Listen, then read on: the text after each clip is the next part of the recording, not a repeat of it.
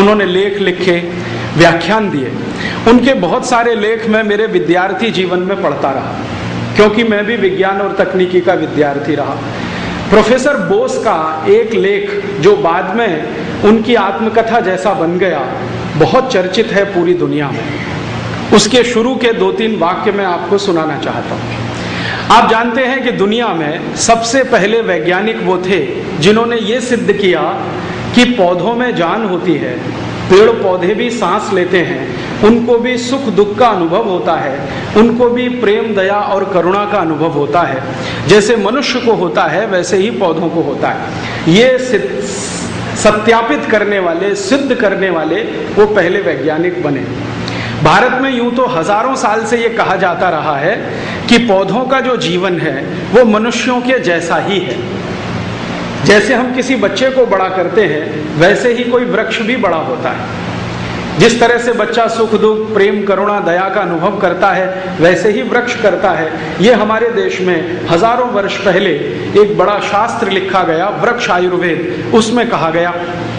वृक्ष आयुर्वेद में जिन्होंने ये कहा वो एक बड़े महान ऋषि थे, उनका नाम था भरद्वाज।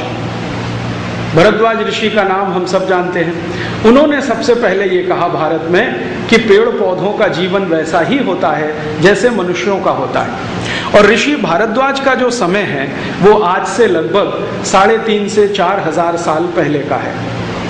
तो ये जो महान ऋषि पहले बोल गए उसको श्री जगदीश चंद्र बोस ने आधुनिक विज्ञान के सिद्धांत और तर्कों पर सिद्ध कर दिया और इसीलिए उनको नोबेल पुरस्कार मिला। उन्होंने जो लेख लिखा है उसके कुछ वाक्य हैं जो आप कभी मत भूलना। वो ये कहते हैं कि जब मैं ये प्रयोग कर रहा था कि पौधों में जान होती है, पौधे सांस लेते हैं, उनको दया प्रेम करुणा का अनुभव होता है, तो मैंने एक प्रयोग किया और वो प्रयोग ये था कि उन्होंने अपने घर में कुछ पौधे लगाए और उनके 2 हिस्से कर दिए। एक हिस्से में कुछ पौधे, दूसरे हिस्से में कुछ पौधे। प्रोफेसर बोस लिखते हैं कि मैं रोज सवेरे उठता था और एक हिस्से के पौधों के सामने जाके भरपूर गालियां देता था। गालियां कैसी देता था? तुम निकम्मे हो, तुम नकारा हो, तुम नालायक हो, तुमसे कुछ हो नहीं सकता, तुम बहुत कुरूप हो, तुम्हारी त्वचा का रंग खराब है, तुम में कोई गुण नहीं है, दुर्गुण ही दुर्गुण भरे हुए हैं। सारी गालियां उनको वो देते थे। थोड़ी देर के बाद वो दूसरे हिस्से के पौधों के पास आते थे और उनको कहते थे कि तुम बहुत सुंदर हो, तुम बहुत अच्छे हो, तुम्हारे गुण बहुत अच्छे हैं, तुम्हारा रंग बहुत अच्छा है, तुम बहुत अच्छे दिखते हो, तुम्हारे इतने सारे गुणों का मैं मेरे जीवन में कोशिश कर रहा हूँ आचरण करने का।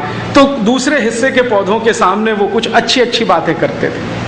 परिणाम क्या हुआ? खुद प्रोफेसर बोस कहते हैं कि थोड़े दिन के बाद उन्होंने देखना शुरू किया कि जिन पौधों को वो गालियां देते थे वो मुरझाते चले गए, खत्म होते चले गए और थोड़े दिन के बाद पूरे सूख गए।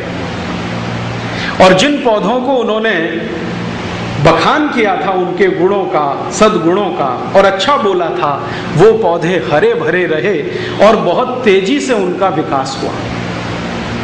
प्रोफेसर बोस ने यह समझाया कि अगर पौधों के सामने हम उनके अवगुणों की चर्चा करें और हर समय उनको निकम्मा, नालायक और बेकार सिद्ध करें तो वो भी मुरझा जाते हैं। मैंने प्रोफेसर बोस की इस बात को आज के व्याख्यान का आधार बनाया है। अंग्रेजों ने 200-250 साल हमारे साथ यही किया। तुम नालायक हो, निकम्मे हो, नकारा हो, तुम्हारी त्वचा काली है, तुम्हारे गुण खराब हैं, तुमको सभ्यता नहीं आती, तुमको संस्कृति नहीं आती, हम गोरे हैं, बहुत अच्छे हैं, सभ्यता हमारे पास है, संस्कृति हमारे पास है, सद्गुण हमारे पास हैं, हम भगवान के दूत हैं, भगवान ने सीधे हमको भारत पर राज्य स्थापित करने के लिए भेजा है। ये वो हमको 250 साल कहते रहे। जो प्रोफेसर बोस के पौधे कुछ महीने ही गालियां सुनने के बाद मुरझा गए, तो भारतवासी तो 250 साल ये गालियां सुनते रहे। उनका क्या हुआ होगा, जरा कल्पना करिए, क्या हुआ होगा। वो तो बिल्कुल आत्महीनता की स्थिति में आ गए। उन्होंने तो ये मानना ही बंद कर दिया कि हमारे देश में कुछ अच्छा भी है, हमारी सभ्यता में, संस्कृति में कुछ बेहतर भी है, हमारे पास कुछ सद्गुण भी हैं। ये मानना ही हमने बंद कर दिया।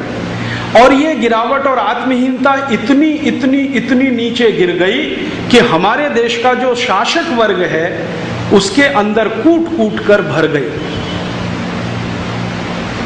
और समय समय पर हमारे देश के शासक वर्ग ने बार बार हमको ये याद दिलाया कि देखो, अंग्रेज बहुत अच्छे थे जो हमको शिक्षा दे गए, अंग्रेज बहुत अच्छे थे जो हमको टेक्नोलॉजी दे गए, अंग्रेज बहुत अच्छे थे जो हमको विज्ञान सिखा गए, अंग्रेज बहुत अच्छे थे जो हमको सभ्यता सिखा गए। और ये शासक वर्ग हमारा पिछले 59 साल से यही गा रहा है। अब वो ये कहते हैं कि चूंकि अंग्रेज बहुत अच्छे थे, सभ्यता अच्छी थी, संस्कृति अच्छी थी, तो उनके यहां से जो कुछ भी आएगा वो सब अच्छा होगा।